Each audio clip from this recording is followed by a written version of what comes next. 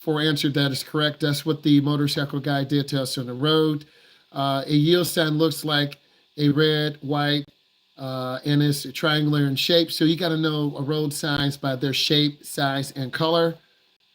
How far in advance must you use your turn signal? It's 100 feet. So 50 is too short, 20 is too short, 200 is too long. So you got to be able to visualize feet and distance. Your car is anywhere from 8 to 10 feet. So you figure 6 to 10, 12 car lengths.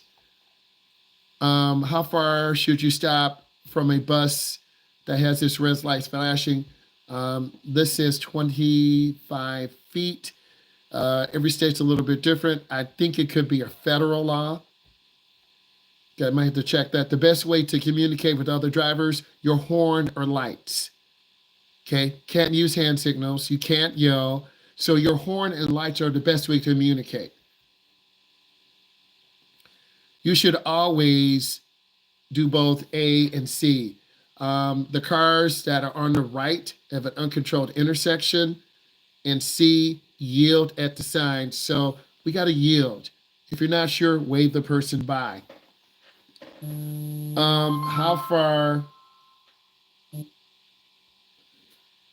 How to regain control of a skid, both A and C. Lift your foot off the gas. C, turn in the direction that the back wheels are skidding. I would say turn in the direction you want to go. If you want to go into the wall, look at the wall. You want to go at the fence, look at the fence. If you want to go straight, turn into the direction of the road. We got 4 minutes. Let's keep pushing. If a tire blows out, all of these. Grip the steering wheel firmly. Ease off the gas. Slow down gradually and pull off the road. You have to maintain control of your car. You will have a blowout at one point. The 3-second rule refers to how closely you should follow a car. This is true. Doesn't mean the length of a yellow light. It doesn't mean how long you should yield. It doesn't mean the length of a red light. How closely you should follow. These are pretty good driving questions that I'm going over. When should you use your high beam headlights? In an open country, not in town with residents, not on the highway. You want to use them when you don't blind people. The roads are most slippery when it first starts to rain. You have the oil, the gas, transmission fluid. It mixes together and makes a really slippery paste.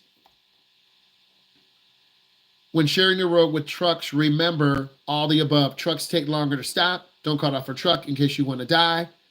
They make wide right turns. Don't try to beat them to the inside right lane. They have large blind spots. It's called the no zone. Left side, right side, front, and back. Stay out in the no zone. So if you have to pass, try to pass on the left.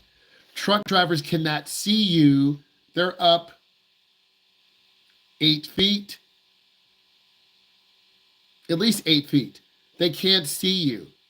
So if they get over, they're not trying to be rude, but they don't see you.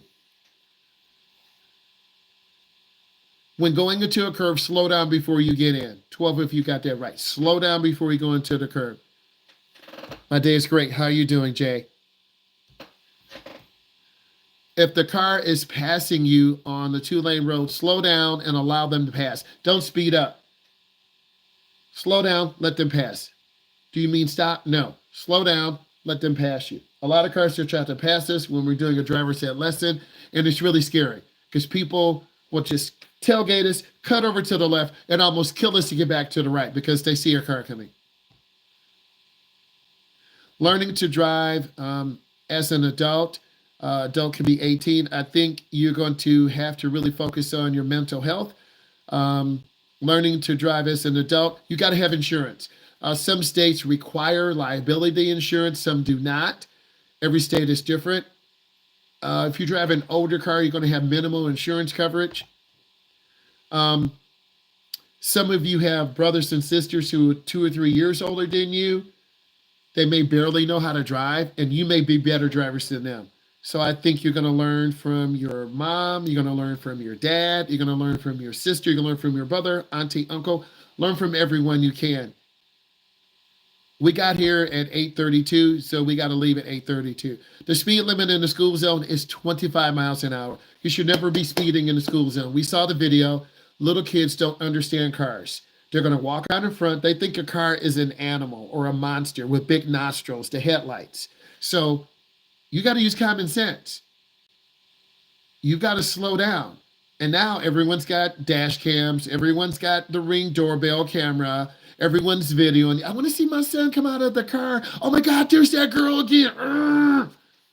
And then now the kid is scared. When should you use your signal? All the above. Changing lanes, turning, and slowing down or stopping. People don't do this. Danielle said, I'm scared on this road because people just turn. And I understood her fear because she was comfortable talking to me and I'm comfortable listening to her. A flashing red light means you got to give me 2 minutes. No one leave for 2 minutes. A flashing red light means stop, then proceed when safe.